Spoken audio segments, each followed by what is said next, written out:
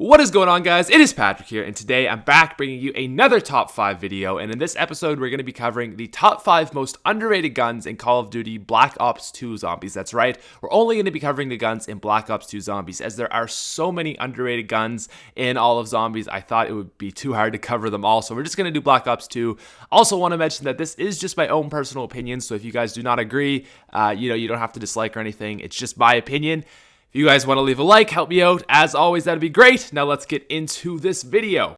Coming in at number 5, we have the dual weld 5.7s from all of Black Ops 2 Zombies. And I gotta be honest, these guns just hold a special place in my heart.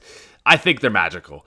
The dual weld 5.7s are one of the guns you really don't expect to be that good until you get double tap and pack-a-punch them and you go, holy crap, it's round 25 and I'm surviving with these things.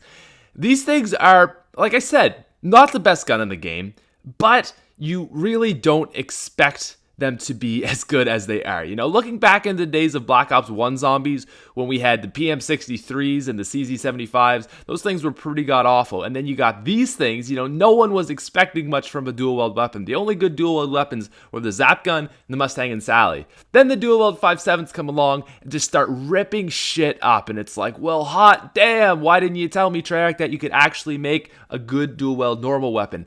I don't even know what it is. Like I said, they're not amazing, but they're just fun as hell to use. You see, we just totally ripped those zombies up. I love the dual weld 5.7s. I absolutely love them. Coming in at number 4, we have the Olympia. And I really feel bad for this gun because non-pack-a-punched, it's pretty awful. It kind of reminds me of that office job type person in real life that, that's just really boring and is always second best to someone else. In this case, the M14. And just a really, really kind of waste of a gun.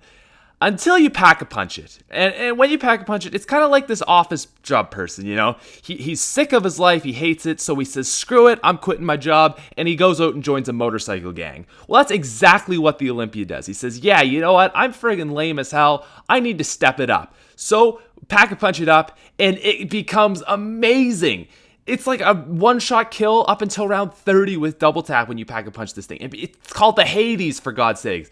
This thing just becomes ridiculously insane. I mean, I don't know what's in that pack-a-punch machine when you upgrade it, but I'm guessing it's something along the lines of cocaine and Jack Daniels, because I don't think that 115 is doing anything for the Olympia. It's not that good, but hot damn, is it good. The Bro Olympia is the Bro Olympia. I don't care what the haters say. It is a beast and always will be. Coming in at number 3, we have the SVU from Die Rise and Buried. Now, there's a lot of snipers out there that people like. The DSR is kind of the fan favorite. Everyone's such a fan of that. The Ballista from Origins, even the Barrett, I know a lot of people like. But this thing just does not get the credit it deserves because all those other snipers are out there. This thing is going ham. It's semi-automatic and it is just a laser beam of death. The other sort of snipers, I don't even think they're as good, to be honest, because this thing may not be as powerful, but just the way it just fires lead out at the zombies. It is a bullet cannon. It is not a gun. It is a cannon of death that just destroys anything and everything that comes at you. Good up until about round 25 to 30. This thing is insane. This thing is insane. Do you see this right now? There's just like a brief moment between, oh my god, there's so many zombies coming at me, and where did the zombies go? That's what the SVU is all about. Absolutely amazing gun, and it does not get the credit it deserves. It is so powerful. Coming in at number 2, we have, surprisingly, the Lightning Staff and upgraded Lightning Staff from Origins. So this thing is one of those weapons that I feel like no one likes it. No one is on this gun's side. And I'm here to say that I think it is a great gun. So the Lightning Staff is always kind of in the shadow of the Ice Staff, the Fire Staff, and even the Wind Staff a little bit. And it's unfortunate because this thing is awesome. It's like a Wonder Waff. It really is basically a dumbed down version of the Wonder Waff, but with way more ammo. And I don't know how people don't like that, but I hear all the time, I don't really like the Lightning Staff. Oh, I want to use the Ice Staff. I want to use this. And yes, it may not be as good, But that doesn't mean it's bad, and people really underrate this gun. They really kind of like, they just get it in the back of their heads like, oh, you don't really want that one. But man, it's so powerful. Like if I get caught in a corner with any staff, this is the staff I want. Unless it's like before round 17, obviously the wind staff. But after like a certain degree, all the other staffs are only good with their upgraded. And this thing kind of remains to be pretty good. It's kind of similar to the fire staff, but I feel like you get stuck in a corner, this thing just helps you out so good. And it is really, really underrated as a weapon. The lightning staff, it's not the best, but it's definitely good and deserves a spot on our list. Alright guys, and before we get into our number one spot, I wanted to have a little honorable mention. And the first gun I wanted to mention is the Executioner and Voice of Justice, which is just its pack-a-punch version. This thing is really good, and the first time you used it, you didn't expect it to be good. You just like, whatever, it's kind of crappy in multiplayer. It's not going to be that great. And you realize it's actually really good. But my problem and kind of reason why I didn't put it on it is I think that gun is past the point where people don't realize it's good. Everyone kind of knows that, oh my god, the Executioner is real. It's like everyone knows the Executioner is underrated. So that kind of makes it not underrated anymore.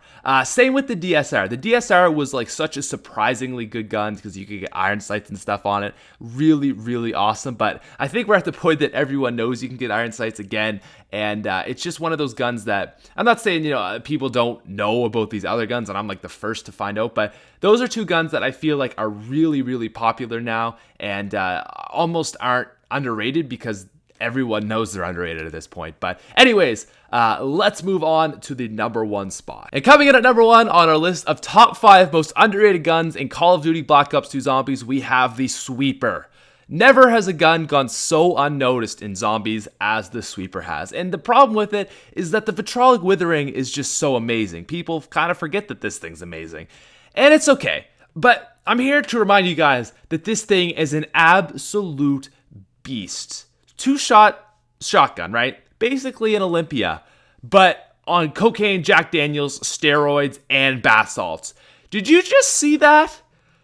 2 shots, it took out like 20 zombies. The only thing that's even close to that is something, I don't know, like the Ice Staff or the Sliquifier or a Thunder Gun.